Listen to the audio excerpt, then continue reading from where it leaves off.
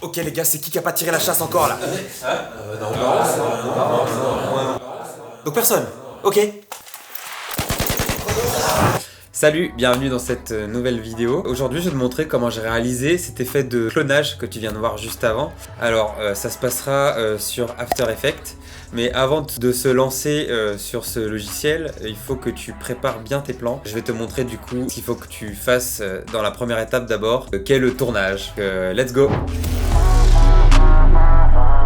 Ok, donc là t'es ultra motivé, tu te lances, tu fais ton tournage. Première chose à faire, tu vas gérer la lumière. Donc comme tu as pu le voir, moi j'ai carrément fermé tous les volets. Et en fait j'ai installé mes propres lumières, mes propres lampes. Comme ça je peux avoir une maîtrise de la lumière, voilà, sans qu'il y ait des changements de luminosité dus au soleil ou dus à la lumière extérieure qui pourraient arriver des fenêtres. Pourquoi? En fait tout simplement quand tu vas tourner ta scène et que tu vas faire tes différents personnages à un moment dans le temps de la vidéo, la lumière du soleil peut changer ou la lumière qui passera à la fenêtre peut changer.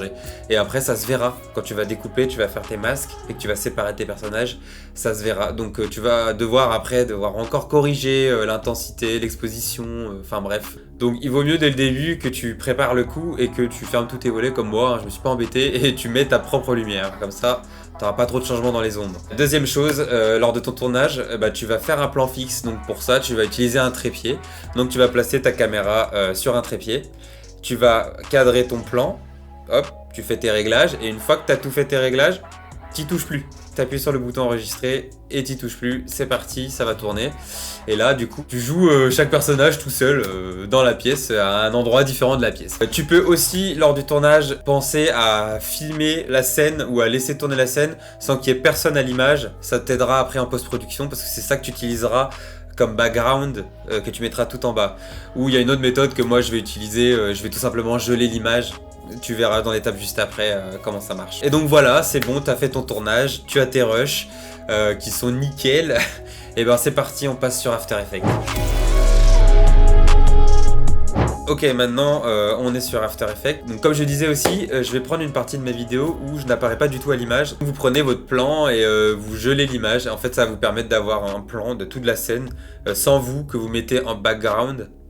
Et comme ça, voilà, on pourra apposer chaque personnage au-dessus. La première chose qu'on va vouloir faire, c'est un peu s'y retrouver et donc séparer les personnages tout simplement et renommer chaque calque. Donc en gros, j'ai qu'une seule vidéo, hein, donc j'ai qu'un seul calque. Et je vais aller chercher chaque personnage, hop, et puis je découpe dans ce plan les personnages que je vais garder et je supprime toutes les étapes où j'étais en train de me balader dans le plan et je garde tous mes personnages, je renomme mes calques et aussi je peux éventuellement changer la couleur pour mieux m'y retrouver, comme ça ce sera propre. Donc voilà, une fois que ça c'est fait, on passe à l'étape suivante, masquer les personnages.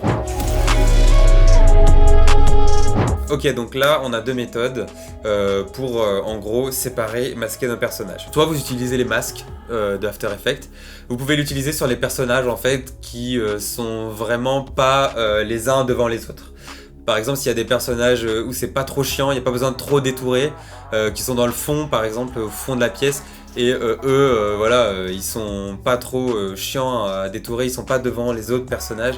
Vous pouvez utiliser les masques, ça ira beaucoup plus vite. Donc là, comment vous allez faire? Vous allez tout simplement utiliser l'outil plume d'After Effects, créer un masque autour de votre personnage.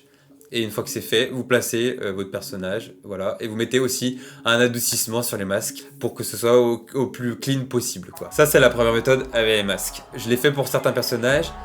Par contre, certains personnages m'ont donné plus de fil à retordre. Par exemple, les trois personnages qui sont sur le canapé devant, ils sont les uns devant les autres. Pareil pour les personnages derrière, où à un moment ils vont tomber, ils vont passer devant entre eux.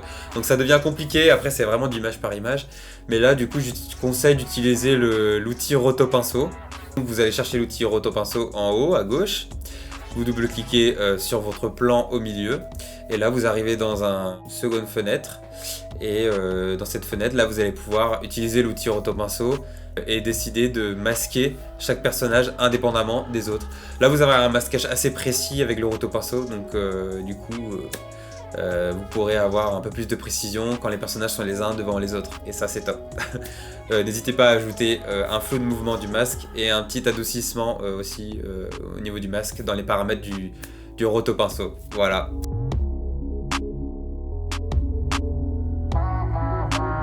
En fonction de ce que vous faites aussi dans la scène, vous aurez probablement des fois à replacer un personnage devant l'autre, donc vous déplacez les calques de haut en bas, tout simplement, pour placer une personne qui est au premier plan, une personne qui est en arrière-plan, si des personnages sont les uns devant les autres. Et après, voilà, c'est vraiment un travail de fourmi, par contre, ça vous prendra beaucoup de temps de masquer, de corriger les petites erreurs. Avec ces deux méthodes, soit de masque, soit de rotopinceau, vous devriez pouvoir arriver à vous en sortir. Et voilà, vous avez réussi à faire votre multiclonage. Merci à toi d'avoir regardé cette vidéo. N'hésite pas à laisser un like ou à t'abonner si mon contenu te plaît. Et puis bon, on se retrouve dans une prochaine vidéo. Ciao!